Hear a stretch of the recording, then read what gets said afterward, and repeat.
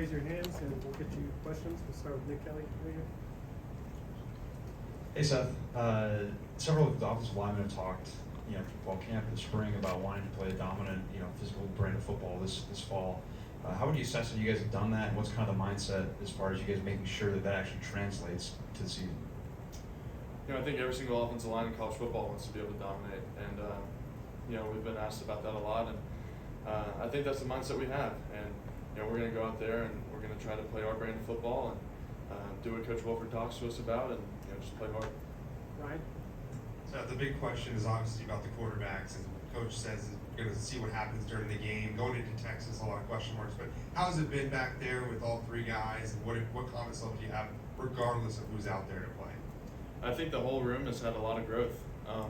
Each guy's gotten a lot better, and it's been easier playing center, going for each guy, taking reps throughout camp. So I'm glad to see the way those guys are progressing, and I think any guy that goes out this week is going to have a good time and play really well. Michael? You've been around a couple of years here. What's it like the Monday of game week? The first depth chart is released. Is it distracting? But do players notice that when it comes out?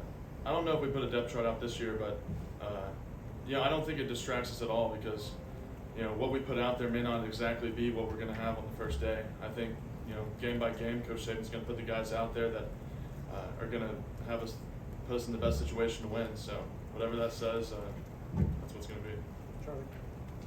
Earlier in camp, Coach Saban said that you're bigger and stronger this year. Kind of two questions: just where are you at from a weight standpoint, and do you feel that was that an emphasis for you this offseason?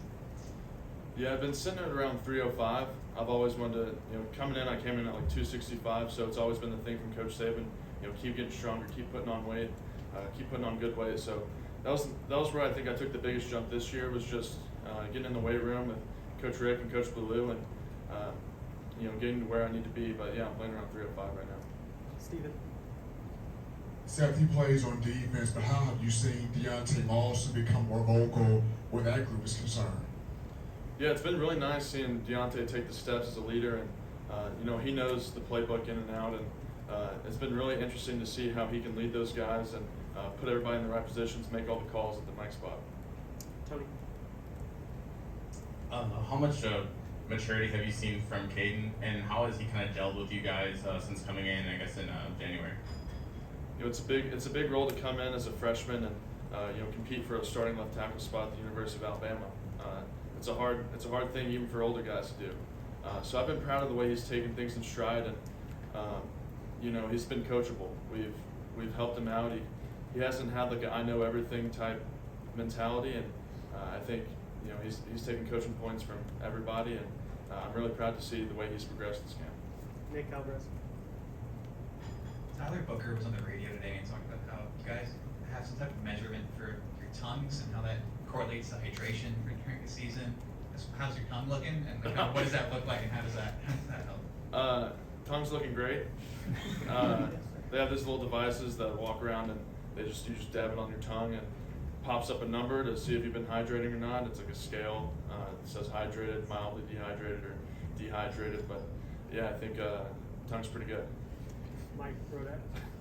On that note, Tyler was saying that apparently Eric Wolford was saying Saban hasn't taken a bathroom break in 41 years. Have you heard that story, and what's your take on that? Yeah, I don't think Coach Saban has to hydrate as much as we do. We're chugging water day in and day out. It's hard. If you're doing it right, you got to go to the restroom every 30 minutes. So we're sitting in an hour and a half meeting, and Coach Saban's put a rule that you can't go to the restroom, otherwise the position coaches are probably going to get in trouble. Nobody said that. That's what I'm assuming.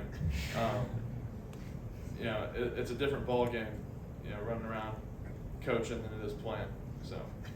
Anything else for Seth? Last one, Katie. How much excitement is there just among the players about it actually finally being game week and all the talk and all the, who is going to start is finally here? It's been a long camp, and it felt really long this year. It was a really hard camp, and I think it is going to be nice to play somebody else. It's not fun going up against Jaheim and Tim Smith and Tim Keenan every day in practice, because they start to get to know you really well, and they start knowing your moves. If I know he's about to bull rush me, I might do a certain thing, and he knows that I'm thinking what he's thinking. So It'll be nice to go and play against somebody that doesn't necessarily know exactly what I'm thinking every single play. Thanks, Seth. Thank y'all.